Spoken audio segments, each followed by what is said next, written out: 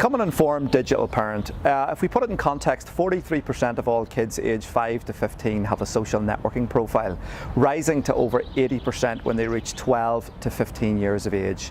So it's really important for parents to be informed on what social media platforms that their kids are using, maybe some of the risks and dangers associated with those social media platforms, and things that they can do in order to help them keep them safe when they're using social media platforms. So there are a lot of things that parents can think about, but it is important to have those regular conversations with their kids about online safety.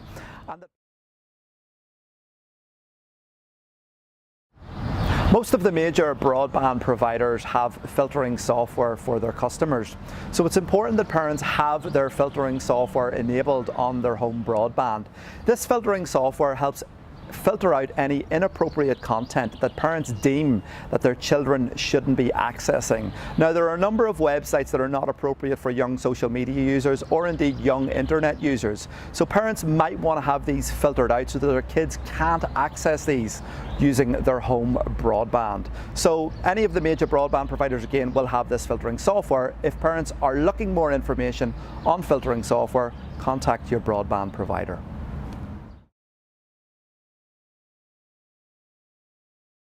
Kids are using social media, and the time that they're spending on social media is increasing each day. So it's important that parents are aware of some of the conversations that their kids might be having online, potentially putting themselves at risk from online bullying or indeed cyberbullying.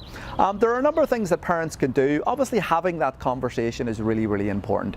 Making children and young people aware about maybe some of the language that they might be using online, how that might come back to haunt them further down the line when they go to apply for a place at university or they go to apply for a job opportunity. 93% of recruiters admit to using social media to screen applicants, and 67% of those recruiters will remove that applicant from the job process based on any negative content that they find online.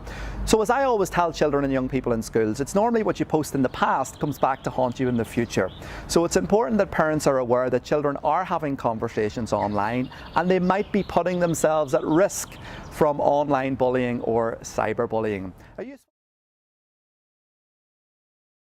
A useful thing that parents can do, particularly for younger social media users and also younger internet users, is set up a Google alert on your child's name.